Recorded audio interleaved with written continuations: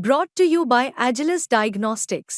Health test की बात आती है तो मैं भरोसा करता हूँ India's largest diagnostics company Agilus diagnostics. खुद को टेस्ट करते रहो।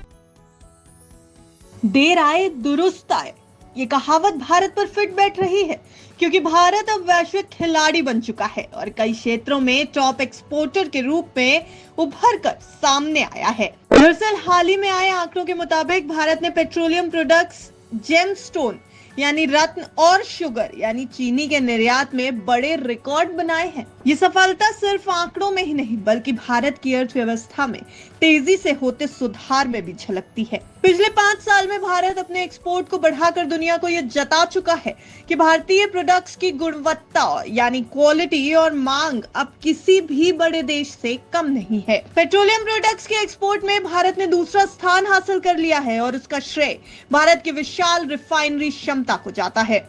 साल 2018 में भारत का पेट्रोलियम एक्सपोर्ट 5वें स्थान पर था, लेकिन इस साल भारत ने लगभग $84 बिलियन का पेट्रोलियम प्रोडक्ट एक्सपोर्ट किया है, जिससे भारत अब दुनिया का दूसरा सबसे बड़ा पेट्रोलियम प्रोडक्ट एक्सपोर्टर बन चुका है। इसकी एक बड़ी वजह है भारत में मौजूद विश्व की सबसे बड़ी रिफाइनरी जामनगर रिफाइनरी, जो गुजरात में स्थित है। भारत ने सस्ते क्रूड ऑयल को खरीदकर इसे रिफाइन कर पेट्रोल और डीजल जैसे फ्यूल में बदलकर एक्सपोर्ट किया, जिससे उसके विदेशी मुद्रा भंडार में इजाफा हुआ और देश के पड़ोसी और यूरोपीय देशों में इस फ्यूल की बढ़ती डिमांड का फायदा उठाया।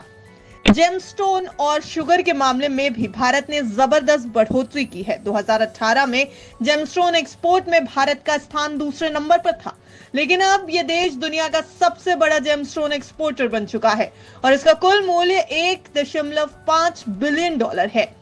इसी तरह शुगर के एक्सपोर्ट में भी इंडिया ने 4 गुना बढ़ोतरी हासिल की। इंडिया अब दुनिया के कुल शुगर मार्केट का 12% कंट्रोल कर रहा है, जिससे शुगर के निर्यात में तीसरा स्थान इंडिया हासिल कर चुका है। एग्रीकल्चर और केमिकल्स के मामले में भारत ने जो प्रगति की है वो भी कम महत्वपूर्ण नहीं है। इंडिया केमिकल प्रोडक्ट्स का उत्पादन अंतर्राष्ट्रीय मानकों के अनुसार हो रहा है, जिससे कई अन्य देश जो अब तक भारतीय उत्पादों को नहीं अपनाते थे वो भी इनकी ओर आकर्षित हो रहे हैं। भारत अब वैश्विक स्तर पर केमिकल्स का तीसरा सबसे बड़ा निर्यातक बन चुका है और दवाइयों की मांग भी भारत में तेजी से बढ़ी है।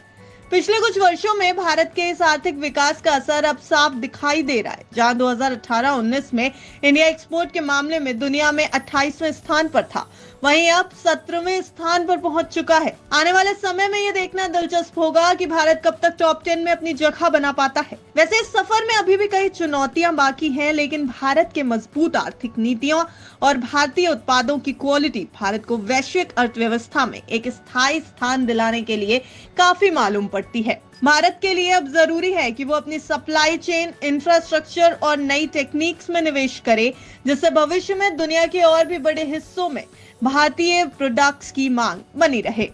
ब्यूरो रिपोर्ट, बिस्ता।